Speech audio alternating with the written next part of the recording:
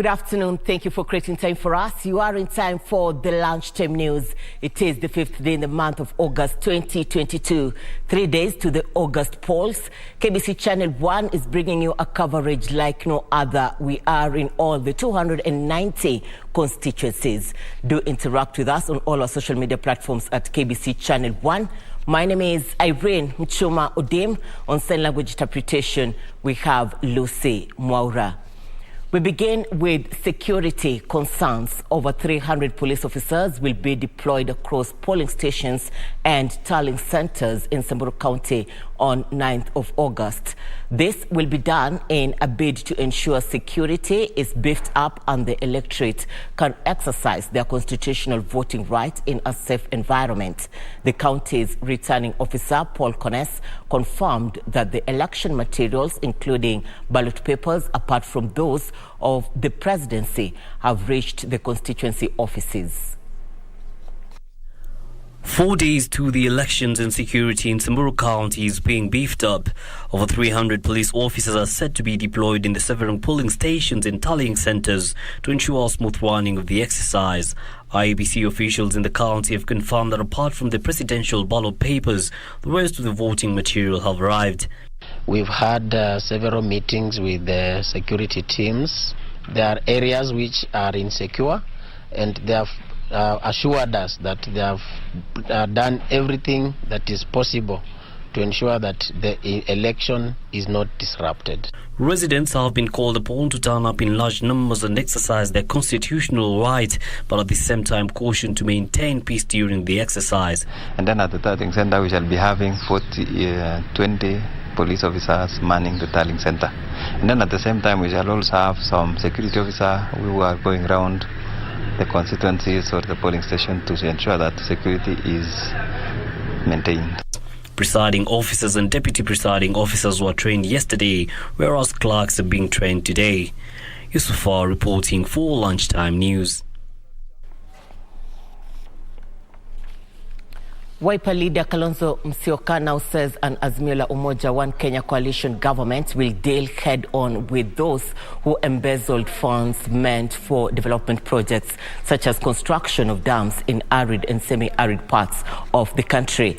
Kalonzo, who took Azimio campaigns to Marsabit, pinpointed the stalled Badasa Dam in Marsabit County as one of the such projects. Speaking in Marsabit County, Kalonzo Musyoka said that those involved in looting money set aside for construction of the Badasa Dam will face the law under the Azimio administration. Kuna wezi walikula hiyo pesa. Hao kwanza watarudisha hizo.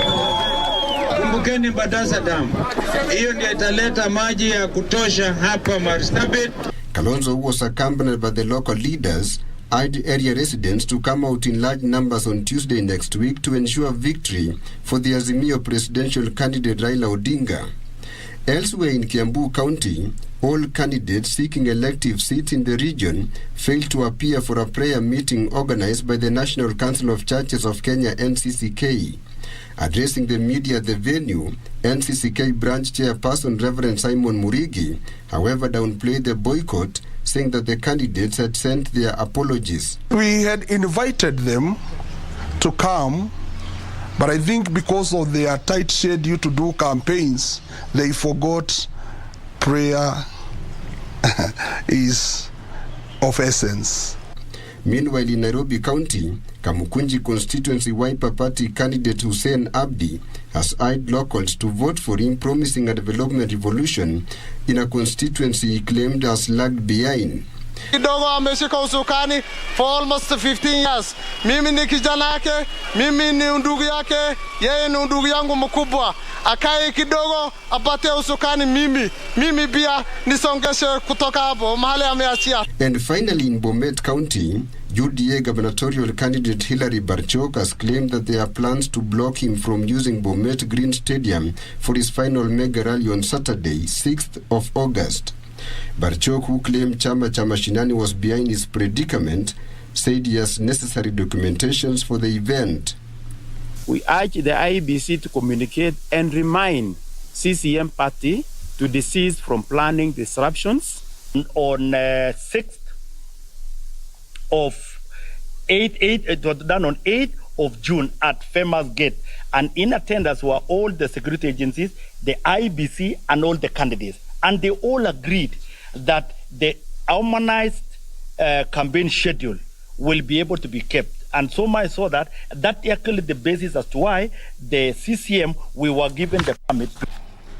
Embakasi Ward ODM member of County Assembly candidate Ricardo Nyantika has urged Kenya Kwanzaa team to refrain from causing tension in the country through spreading unwarranted propaganda ahead of the August 9th general election.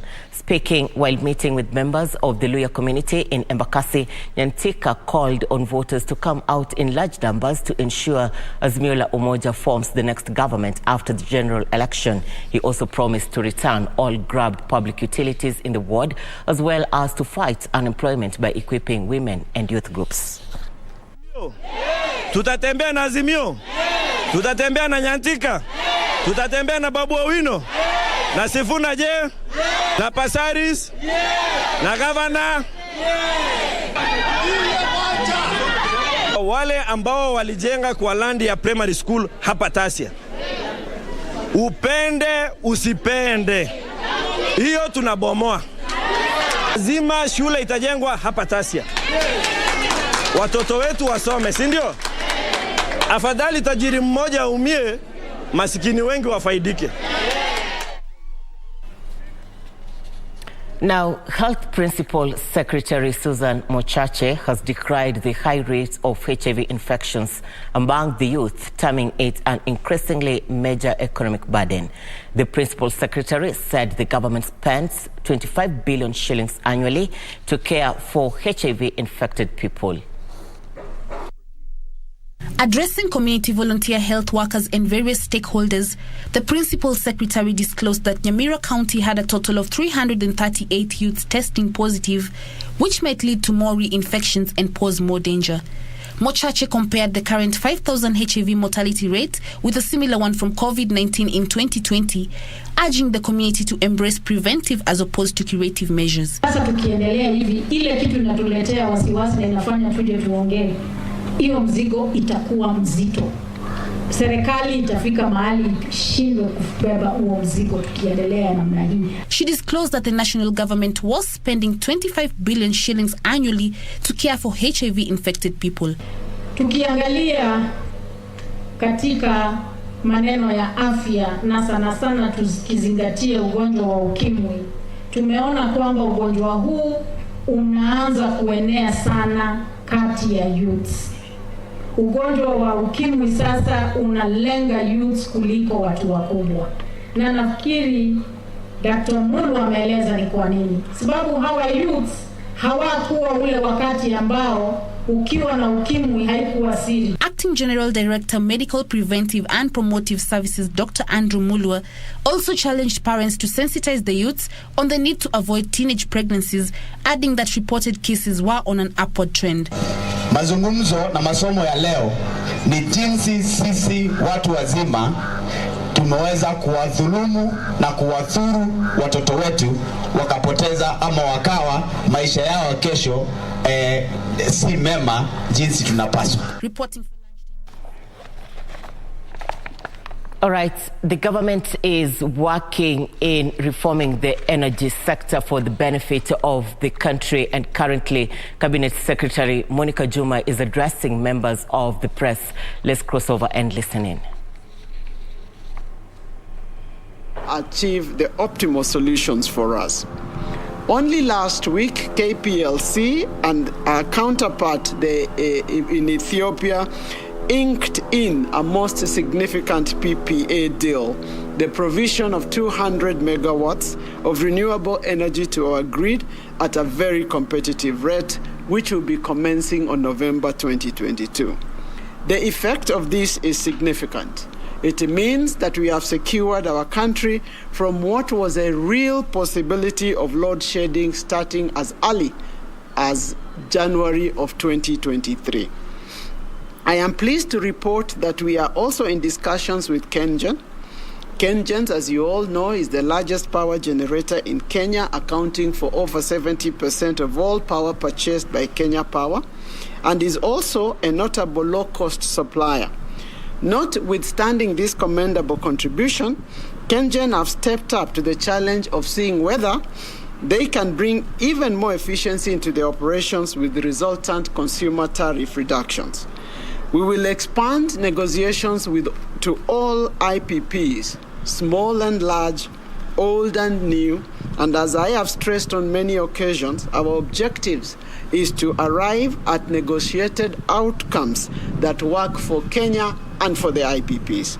However, I must stress yet again that while good faith negotiations remained our preferred modus operandi, we are determined to obtain appropriate redress where egregious acts injurious to Kenya have been perpetrated during the awarding of PPAs.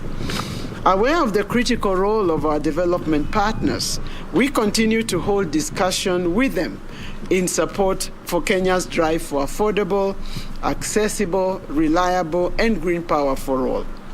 I wish to thank them for their continued demonstrated support for Kenya. Cabinet Secretary Monica Juma addressing members of the press. My colleague Caroline Jenga is with the team. Be sure to catch up with her later on in a subsequent bulletin for more details as events unfold. To other news, Migori County government has launched a community-led health model policy that will see community health workers recognized and rewarded for their services in the community. The document will assist the county government in mapping out areas that are high demand for community outreach services and devise ways of enhancing service delivery. According to the country's chief officer in charge of the health department, Pauline Amolo, they have defined remuneration frameworks for the community health workers, among other benefits that they will enjoy from the county government. Today, I think this has marked the beginning of a very interesting journey in the Department of Health, considering that now these community healthcare workers will be motivated to deliver. The chief officer added that they are in talks with the national government to have the community health workers included in the payroll system like other health workers. But we are also in conversations with the national government to see how these community healthcare workers can be recognized as healthcare workers in the system to enable them earn at least a minimum wage in the county government. The community health workers have welcomed the move, urging both the national and county governments to consider empowering them with mobility equipment for ease of access. Yale ambao naweza kusema sida ambao tunaona wamama ikiwa wanataka kuzaa, transportation inakuwa sida. Kama wangetuletea magari ya kuchukua watu kupeleka kwa hospitali, ingekuwa jambo mzuri sana. The health workers added that despite being the link between the various communities and the health department, they incur a lot of expenses in trying to save the lives of patients at home before they reach the health facilities. For Lunchtime News, I'm Weekly Foucault. Glad you're watching the Lunchtime News. We are paving way for commercials. We'll be back with more news after the break. Stay with us.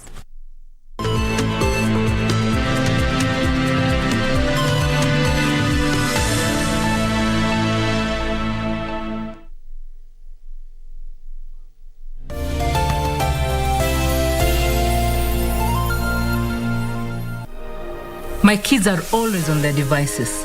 Kila saa. Mommy, look, I'm a cyber soldier. Huyu is always on his social. But online ina mambo mengi. It's a new world of risks. The Communications Authority of Kenya, CA, manages Kenya's cyberspace to keep you and your family safe online so you can learn, interact, and thrive online. Na mimi, can I be a cyber soldier too?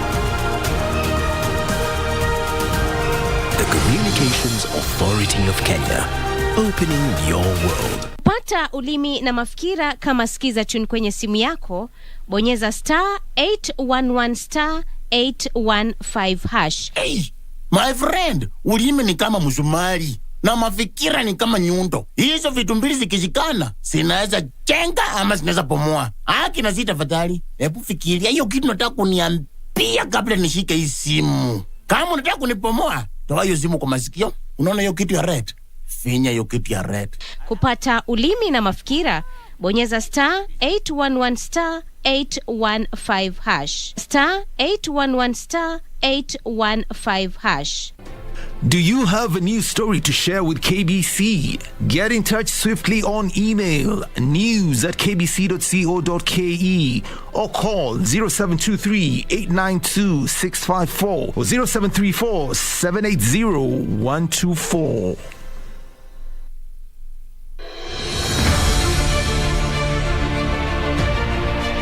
President Uhuru Kenyatta has been a champion of conservation efforts and climate change in Kenya and globally. Tunapanda miti ndio tuweze kuhifadhi mazingira yetu.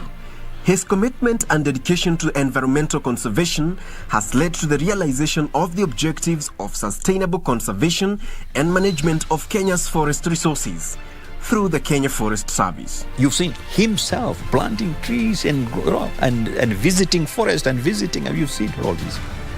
His directive that we attain 10% tree cover by 2022 has been achieved. How else can you rate that? That's an A+.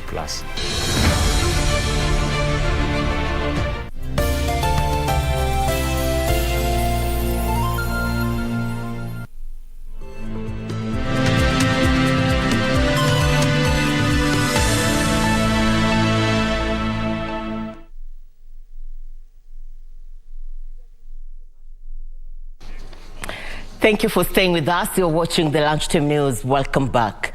Health workers and professionals in Machakos County are calling on the next government to address key issues that they have been facing in discharging their duties. They have cited hostile working conditions and stagnation in one job group, among other issues that have fueled persistent labor strife in the health sector.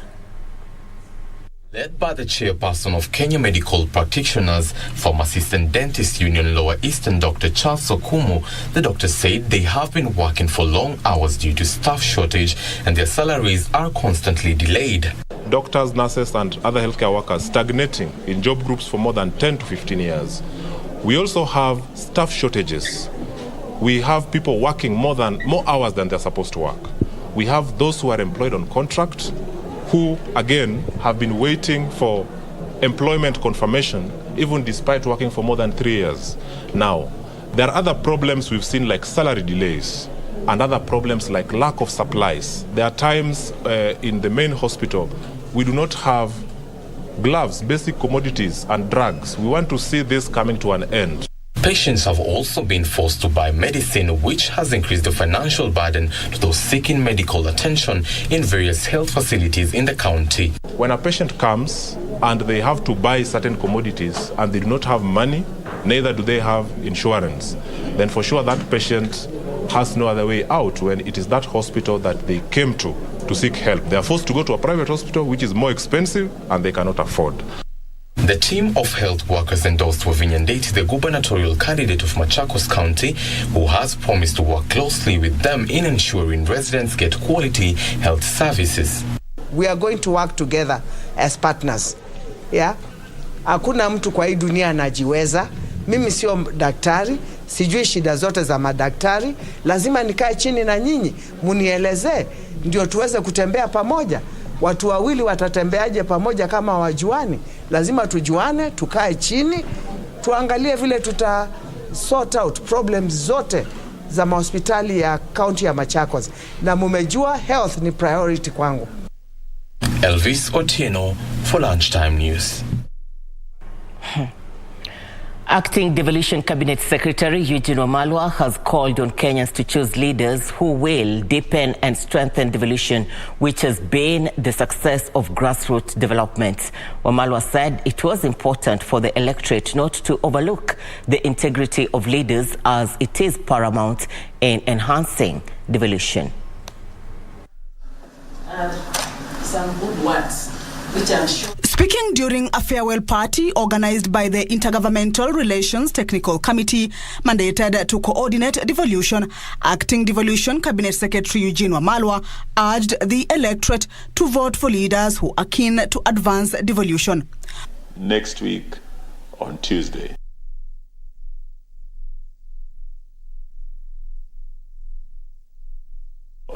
promises made at this time by politicians. But what is working for every Kenyan today, in every county today, is devolution. Wamalwa noting that a harmonious relationship between the two levels of government will impact positively on devolution. All we need are leaders of integrity and leaders who will take Kenya to the next level, whether in their counties or in this country. That decision will be made on the 9th. I believe the most precious thing that should be on that ballot is devolution. As we start the next 10 years of devolution, we will be looking at building on the successes of the first era, which is the last 10 years. We will be also learning from the lessons learned, avoiding the mistakes. We are gratified for all the support that we have given us as Nigeria TC in the period I've been there, and I say that very deliberately because we haven't had any issues with the ministry really, but the leader's attitude makes a lot of difference. In Busia County, Incumbent Deputy Governor Moses Mulomi has stepped down from the gubernatorial race, leaving only 2 contestants. Mulomi, who was vying on DAPK ticket under Azimio la Umoja One Kenya coalition, said his decision was arrived at after wide consultation with Orange Democratic Movement Party leader Raila Odinga. Mimi na mwenzangu Tom Ipamai tutaendelea kwa king'ang'aniro cha ugavana wa Busia, na ningependa kusema pia kwamba sisi tukiwa wale ambao tuwania kura, tungependa kila mmoja ajue ya kwamba kura ni kitu ambacho kinahitaji kutekelezwa kisheria na ni demokrasia yetu. Former Funyula Member of Parliament and ODM candidate Dr. Paul Otoma will contest against Kenya Kwanzaa Sakwa Bunyasi on Amani National Congress ticket. Meanwhile, a number of supporters of Azimio Coalition Kisii County gubernatorial candidate Simba Arati from Bonchari constituency have decamped to Kenya National Congress to support Manson Oyongo. We came here to declare our support for His Excellency Governor Manson Oyongo. We have unanimously agreed that we want a peaceful Kisii County. We have had peace in Kisii, and as we sat as leaders of Bonchari, we have agreed we don't want elections where we are going to be fought.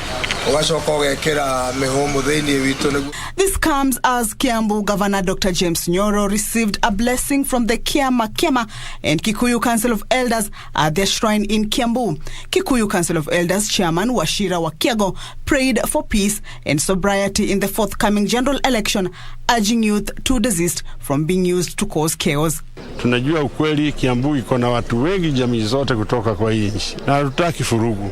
Tunataka tupendane wote, sababu sisi wote ni Kenya. Kila mtu akiangalia mwingine amwangalie kama Mkenya, sio mkabila. Ili kwa sababu Kenya itaendelea hata baada ya siku ya uchaguzi. They were praying for me as we enter the election days. So they had come as elders to pray for me, which I really appreciate. Even the recognition that they can call me, because they didn't call everybody, that they can call me and pray for me. So that to me I take with a lot of humility. Kamche Menza for Lunchtime News. Well, back to politics. All is set for the Kenya Kwanzaa mega rally on Saturday at the Nyayo National Stadium in the county of Nairobi. Leaders from Kenya Kwanzaa, led by Nairobi Senator Johnson Sakaja, inspected the venue ahead of their last rally and assured their supporters that the event will be peaceful. Sakaja this morning urged Kenyans and the entire Kenya Kwanzaa supporters to come out in large numbers during the event. The leaders calling for political tolerance ahead of Tuesday's poll.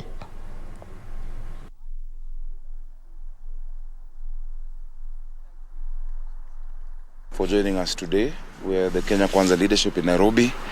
We are very grateful and excited about the final call, the final pitch that our presidential candidate, William Ruto, together with the Kenya Kwanzaa team, is going to make tomorrow. On behalf of the leadership of Nairobi, I want to invite Kenyans from all walks of life, from across the counties, from our neighboring counties of Kiambu, Murang'a, Kajiado, Machakos, to come here early tomorrow, because tomorrow is when we give our final pitch to Kenya. Our people, our young people, our residents, to exercise political tolerance. We're having two major functions in the city. One function, of course, the most major one is here in our stadium, and then we have another function at Kasarani. Hata tukipitana kwa njia tuheshimiane. As we believe in siasa safi. As a peaceful nation, I want to urge every hustler who will be coming from wherever will be coming to put on a yellow attire. Tomorrow is a yellow day, because our competitors will be on the other side, will be on this side, and we are ready for the day tomorrow.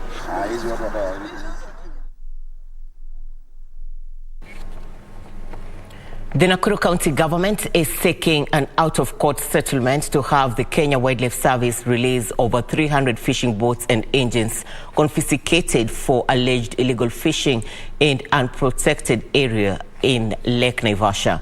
Area Governor Lee Kinyanjui says continued confinement of the boats is affecting the livelihoods of many families.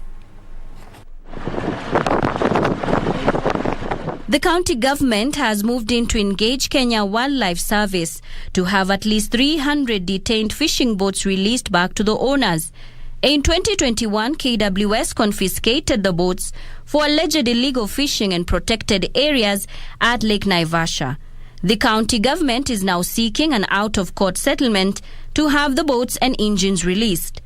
Nakuru Governor Lee Kinyanjui says negotiations between the Nakuru County government and KWS are at an advanced stage so that the affected persons can be allowed to collect the boats. The secretary, Lake Naivasha Network Group, Grace Nyambura, says the lake was the mainstay of hundreds of area residents and the continued holding of the boats was affecting many families. Boat moja na injini moja ni $500,000. Hatukuwa tumesoma kiasi hiyo ya kujua ya kwamba samaki ikiwa kwa maji tunaweza zuiwa kuipata. Addressing the fisher folk from Lake Naivasha, Kinyanjui said the county was keen to have all access corridors opened up for easier access to the water body. Chumi yetu kubwa inategemea hoteli za hapa na pia uvuvi. Na kama vile imesemekana, jukumu yetu ya kwanza ilikuwa ni kuhakikisha kwamba tumeweza kusecure corridors.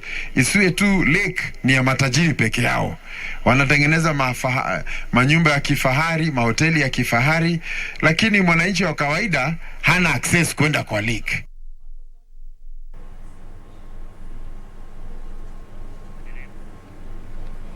Farmers in Keore Village, Kenyanya Sub-County, Kisii County have donated 10 acres of land to Kenya Marine and Fisheries Research Institute in a partnership that will revamp fish farming in the county. KEMRI CEO James Njero says the farmers' move is also bound to boost the country's fish production, which currently stands at 400,000 tons. Speaking at Keore Village, Kenyanya Sub-County, Kisii County, during handing over of the land title deed, the secretary for the Keore Kemfree project, Zachariah Mayoga, said the idea was subjected to public participation. Nao walikubali ya kwamba mradi huu uendelee. Ndio sababu leo tumekuja kuhitimisha hiyo ili kazi hii ianze mara moja.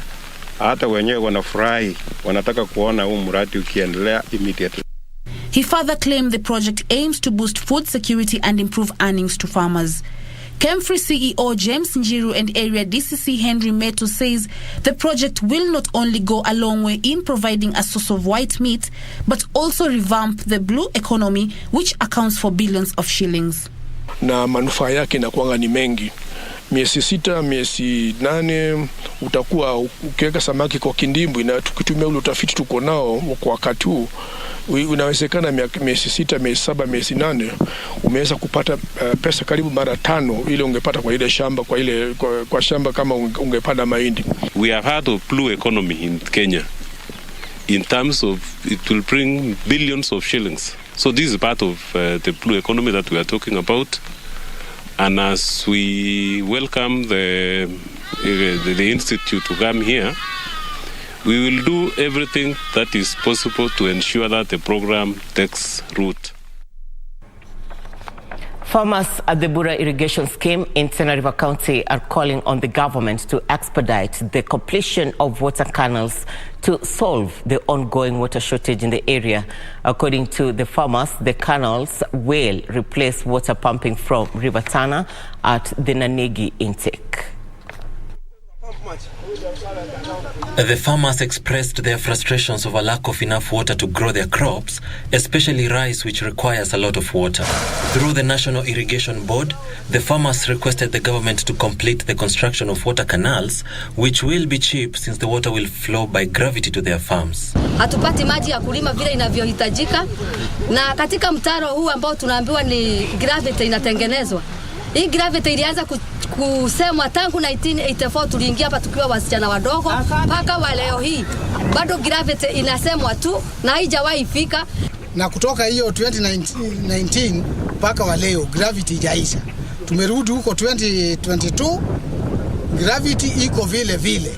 The farmers claims that due to the losses incurred, they are left in a precarious situation since they cannot repay government loans issued to them. Tolewa kwa upande ya serikali, lakini hata saa hii hatujui tutarudisha namna gani kwa sababu tulipanda pojo. Wanyama saa hii mayonda wakaingilia wakasafisha shamba yote ikaisha. The farmers also called on the Kenya Wildlife Service to intervene and help, especially with the elephants which have been grazing on their crops at night. Ati ni wengi hapa sana. Juu wakiingia kwa hii shamba huwezi watoa. Juu hiyo ni risk. Makaribu 400 wanategemea hiyo. Haitoshi. Kama serikali haiwezi, watutafutie mahali ingine tuende tuajiriwe kuliko kusemekana ni wakulima. Edwin Austin for Lunchtime News.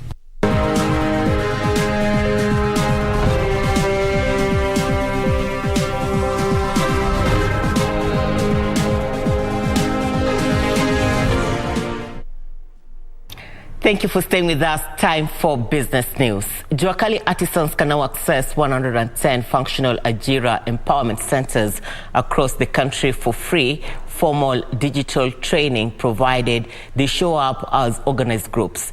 The Kenya Private Sector Alliance says the low financial and digital literacy rates within the informal sector are a bottleneck to wider uptake in the digital economy, which could be remedied through personalized training. Over 1.2 million Kenyans are already working online, with a further 7.5 million aware of digital work opportunities. The Ministry of ICT now says blue-collar workers lacking digital skills can easily gain free training from centers across the country, with a physical trainer being availed if they show up in groups. How can we be able to use the technology to be able to better the prospects of this sector? Blue-collar workers across the country are now being urged to take up the face-to-face learning to tilt the scale in their favor in the current unbalanced work environment. KEPSA says digital inclusion is paramount in private entities, and the training will go a long way in ensuring informal workers have decent means of sustaining a living. Now we are operating in a global market space. There is no way we can continue behaving like our market is Karioko. We have shifted. Technology has shown us that Karioko now can be found in a global map. And therefore, we are actually operating in a global space. And opening up opportunities for this sector is so important because there's no way we are going to realize the aspirations and the ambitions of the many trade protocols. Kenchik Limited is targeting to train over 6,000 of its outgrowers in Limuru and its environs on the best chicken rearing practices. The farm has opened a one-stop shop in Rironi to offer extension services to farmers to ensure they rear quality broods that can fetch more at the markets and increase farmers' earnings. Kenchik is seeking to strengthen its meat traceability system through extension services to its outgrowers as it ramps up its food safety efforts. All our farm to farm, all our farm to fork model, whereby we are able to trace back any cut of meat, any chick laid at the breeder farm when it is set in the in the hatches or when it is set in the hatchery.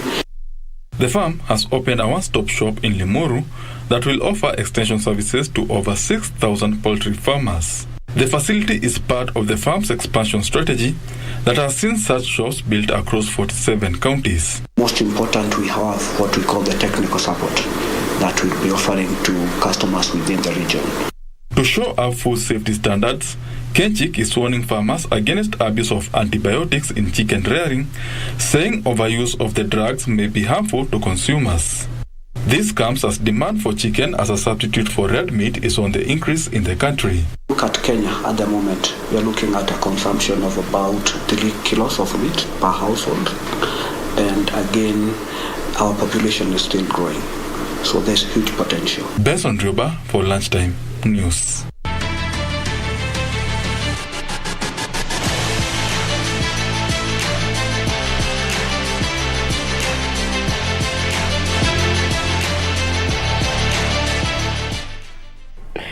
All right, let's play time for Channel 1 Sports News. Chelsea's captain Cesar Apeliqueta has signed a 2-year contract extension at the Premier League club, ending media speculation of his move to Spanish side Barcelona. The Spain international defender had signed a 4-year deal in 2018 that was due to end this year, but reports said Chelsea had triggered a 1-year extension before offering him a new contract that will further extend his stay in London. Chelsea chairman said